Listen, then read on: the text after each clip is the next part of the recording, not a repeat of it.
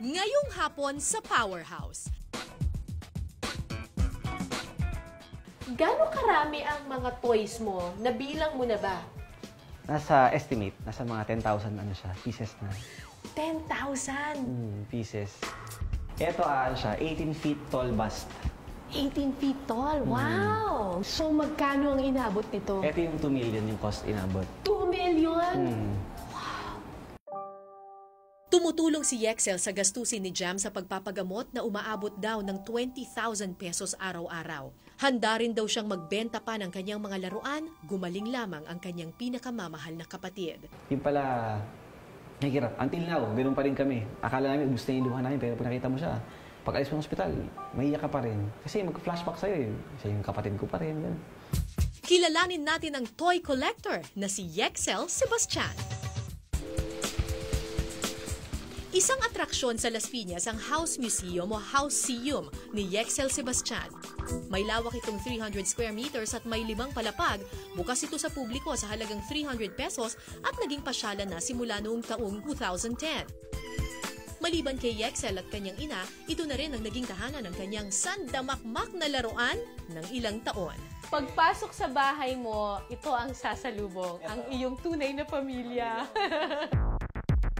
Ang dating sala ni na Yexel naging kwarto na ng iba't ibang cartoon character sa telebisyon at pelikula. Sa garahe, si Lightning McQueen naman ang nakaparada. Gano'ng karami ang mga toys mo? Nabilang mo na ba? Nasa estimate, nasa mga 10,000 ano siya, pieces na. 10,000? Pieces. Yung mga ano yun, yung mga action figures. Tapos yung mga life size, nasa mga 200 pieces na yung life size. So 10,200? Kasama yung mga life size, mga ganun po siya. Hindi mo na matandaan kung gaano kalaki yung ginastos mo for that 10,200. Hindi ko na siya binibilang. Pag-akyat sa ikalawang palapag, mga video game character naman ang sasalubong sa mga bisita. Ito dati game room to. Bilyar to dati. Tapos kinonvert ko na siya parang Mario Land. Mario Land? Oo nga, kasi ito si Mario at saka si Luigi. Ano naman yung mga nandoon?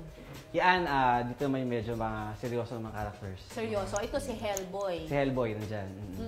Tapos, sa baba nun parang may mga baril-baril. Yung mga gamit ni Hellboy, nandyan yung ano niya.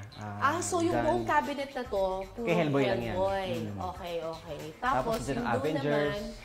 Nandyan yung Avengers, nandyan yung mga Avatar, nandyan din. Oo. Si ano yun? Sa Ghostbusters yun. Ghostbusters, kilala nandyan ko din. yun. Anong pangalan yan? Marshmallow Man. Marshmallow, tama. Tapos yung sa taas. Sa taas yung mga ginawa ko, Ano mga yan? mini Lego. Ikaw ang gumawa yan. Mga mini, mga mini Lego na ginawa ko lang siya. Dito rin matatagpuan ang ilang sikat na superheroes at villains. Alam mo, Yexel, ang mga laruan are meant to be played. Nilalaro sila, pero ito ay suppose hindi mo nilalaro. Hindi. Naka-display lang. Kapag bili galing box, display na agad. Ganun ngayon kasi itong mga toys na to, ginawa to hindi para laruin. Etong mga ganito, hot toys Kasi pang ano siya toys ni daddy, parang ganun. Parang, kasi ginawa mas, siya ano para siya, tingnan at display. Display talaga siya. Ang corny naman. Hindi mo pwedeng... More on, more on collectibles na siya. Bata pa lang nang mangarap si Yexel mag-artista at maging isang dancer. Maswerte mang napansin noon ng isang talent scout, mas nanaig daw ang hilig niya sa pagsasayaw. Ito ang naging dahilan kaya't hindi rin siya nakapagtapos ng high school.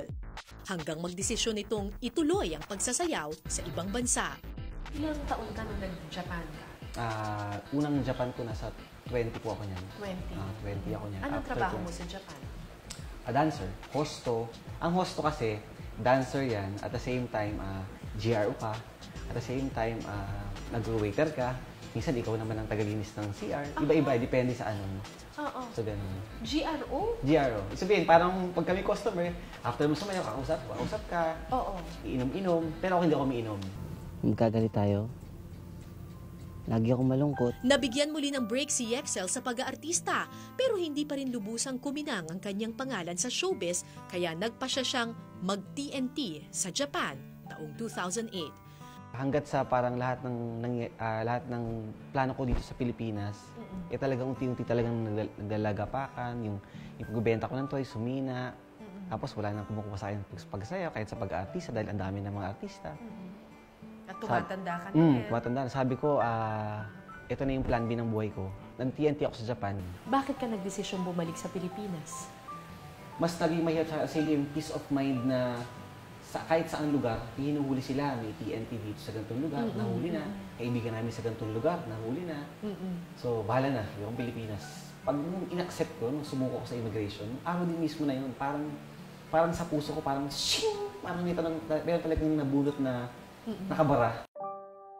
Tumutulong si Yexel sa gastusin ni Jam sa pagpapagamot na umaabot daw ng 20,000 pesos araw-araw. Handa rin daw siyang magbenta pa ng kanyang mga laruan, gumaling lamang ang kanyang pinakamamahal na kapatid. Yung pala, nahihirap. Until now, ganoon pa rin kami. Akala namin, ubus na yung luha namin, pero pag nakita mo siya, pag alis mo ng ospital, maiiyak ka pa rin. Kasi mag-flashback sa'yo eh. Siya yung kapatid ko pa rin. Ganun. Magkano ang kuryente mo? Ayun, ngayon inaabot kami ng 60,000 na kuryente. 60,000? Kuryente lang? Ano pa yun patay bukas pa yun. Ako nga, walang tao, papatayin namin. Pag may tao, bubuksan namin, ganun.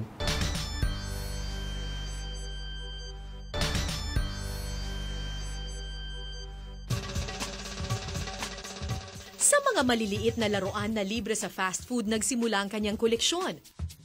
Ngayon, libo-libo na ang kanyang mga laruan at life-sized figures sa kanyang bahay.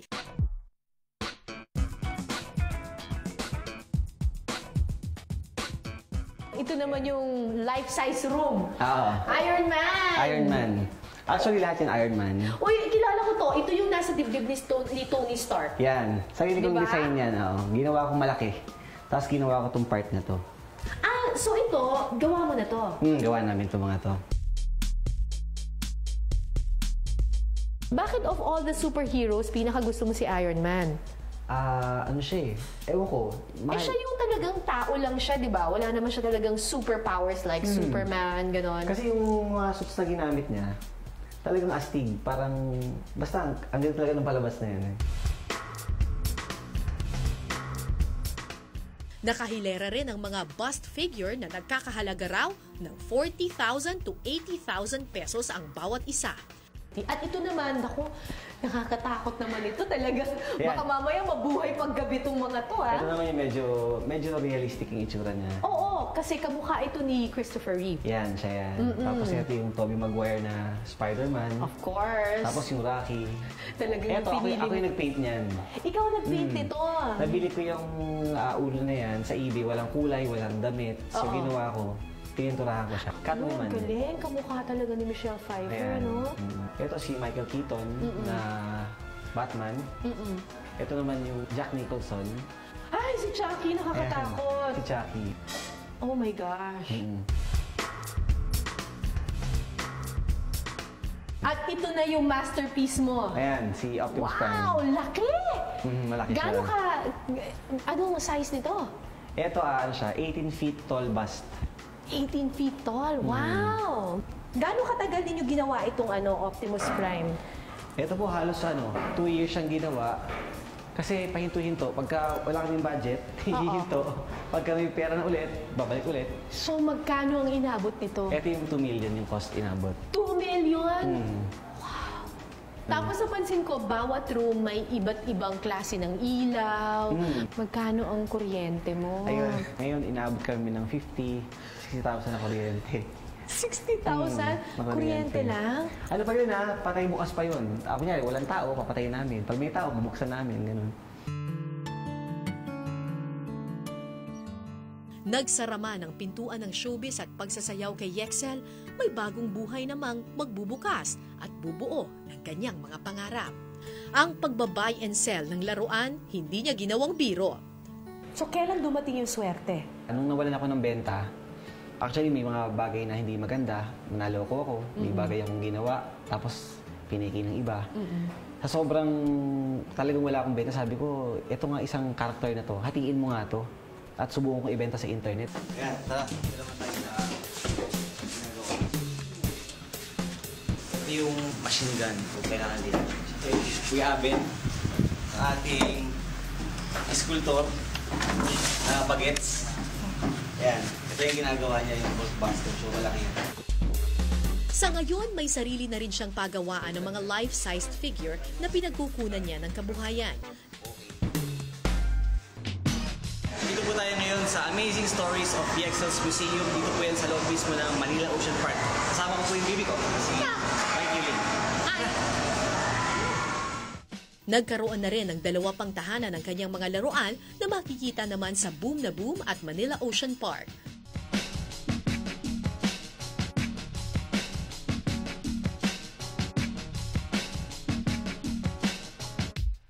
Pag tinaob ko yan, Paano pag di mo nalagay yung laman ng tansyan sa bote?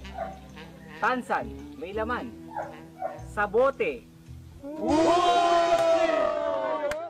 Maliban sa paggawa ng laruan ay abala rin si Yexel sa kanyang YouTube channel. Ang kanyang kapatid na si Jam ng YouTube sensation na Jamich ang naka-impluwensyo raw sa kanya sa paggawa ng online videos. Kaya nagpapasalamat ako sa Diyos saka sa nanay ko. Pero ang parehong interes ng magkapatid ay nagbago nang biglang ma-diagnose si Jam ng stage 4 lung cancer. Yexel, bukod sa iyong toy museum, kilala ka rin dahil yung kapatid mo, si Jam, Jam, opo. ay isang YouTube star. internet sensation. Kumusta na yung kapatid mo ngayon? Ayun, nakikipaglaban pa rin siya sa stage 4 cancer, lung cancer. So, hirap siya. Hirap siya. Gano'ng kahirap para sa inyong pamilya at lalo na siya ang kaisa-isa mong kapatid? Kapatid. Actually, Tapos 28 years old lang siya. una lahat kami nagulat. Siyempre, wala naman taong kahit gaano kalakas yung loob mo, iiyak ka eh. Kasi parang kahit hindi kami close ng kapatid ko, sanay kang nandyan siya eh. Sanay kang lumalakad siya, sanay kang kitang kumakain siya dyan. Tapos nung nagka-cancer siya, doon ko lang siya ulit nakausap ng yung heart to heart na kailangan mo pagaling ka, ganun. Mahirap talaga. Kumbaga yung hirap sa una mahirap eh. Pero nung mga sumunod na panahon, yung hirap, talagang capital na lahat eh. Talagang napakahirap kasi ang cancer pala, unti-unti talaga. Tumutulong si Yexel sa gastusin ni Jam sa pagpapagamot na umaabot daw ng 20,000 pesos araw-araw. Handa rin daw siyang magbenta pa ng kanyang mga laruan, gumaling lamang ang kanyang pinakamamahal na kapatid. Yung pala, nahihirap. Until now, ganoon pa rin kami. Akala namin, gusto niya yung luha namin, pero pag nakita mo siya, pag alis mo ng ospital, mahiyak ka pa rin. Kasi mag-flashback sa'yo eh. Siya yung kapatid ko pa rin. Ganun. Ano sinasabi ni Jam sa inyo? Ngayon, hindi siya makasalita eh. More on, kain ka. More on, kasi puro pain. Naramdaman niya, puro sakit eh. Masakit na gira. Sinasabi niya ba minsan na gusto na niyang magpahinga na kasi pagod na siya? Actually, nag-text siya ng ganun. Ano sinabi niya? Na sabi niya, sana i-consider niyo na bago niyo sabihin hindi, sana pag-isipan niyo muna. Mahaba yung text niya. Napag-isipan ko na rin to, kasama ko na ang Panginoon, sabi niya. Sana i-consider natin yung mercy killing, sabi niya. Nasa gym ako na napaupo ako. Tinawag ako na si mama. Ang mama ko, ano yan, panic yan eh. Hagul-gul siya. Nabasa mo ba yung text ng kapatid mo? Pero of course, anong sinabi mo kay Jam no? Nung sinabi niya i-consider ninyo yung mercy killing? Pinuntahan ko siya. Sabi ko sa kanya, mahirap kasi unang-una, maayos ka pa. Yung, kumbaga, maliwanag pa yung isip niya. Pero kung ano man ang mangyari, tanggap niyo na? Ako, medyo. Nilakasan ko yung loob ko. Si mama ang hindi. Ang mama ko hindi. Dahil, syempre, bilang magulang, alam mo yun, napakasakit sa kanya. Kahit anong gawin kong explanation, hindi talaga niya maintindihan. Anak, ang kapatid mo, yan. Ilaban natin. Anong mensahe mo kay Jam? Mahal ko siya. Kapatid ko siya. Nagpapasalamat ako dahil wala naman ako kung nasan ako ngayon, kundi dahil sa tulong din niya. Actually, Christian Catholic. Marami kaming sisimbahan. So, feeling ko, yung kapayapaan nasa kanya naman, yun lang pain talaga ang napakasakit. So, lumaban at the same time, magpasalamat pa rin kay Lord. Dahil sa pinagdadaanan ng kapatid na si Jam, malapit ang puso ni Yexel sa mga batang lumalaban din sa sakit na cancer. Ako si Kuya Yexel, ako yung may-ari ng Yexel's Toy Museum. So, mayroon ako sa inyo konting gift. Ayan.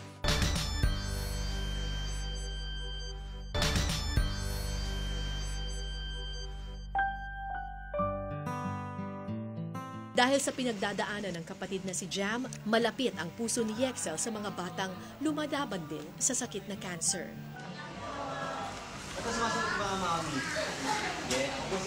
Ayan, ako yung may-ari ng Yexels Toy Museum. So, mayroon ako sa inyo konting gift. Ayan. Alam mo kasi, Yexel, hindi madali yung bumangon mula sa pagkakalugi, bumangon mula sa madilim na nakaraan. Kung meron kang mensahe doon sa mga taong nandun pa rin sa stage ngayon na nagsastruggle pa rin sila. Maniwala kayo sa puso niya na laging merong inalaan ng Diyos na maganda para sa inyo. Huwag niyong bibitawan yun. Kasi may plano naman ng Panginoon. Lagi. Kailangan lang natin maghintay. Lagi. At saka hindi siya madamot. Kapag nagtagumpay, Magpasalamat ka. magpasalamat dahil siya rin naman ang nagbigay nun. And with that, maraming salamat. Salamat po sa Powerhouse. Sobrang Thank you talaga. very much, Thankful Yexel. dahil nag-guest ako dito.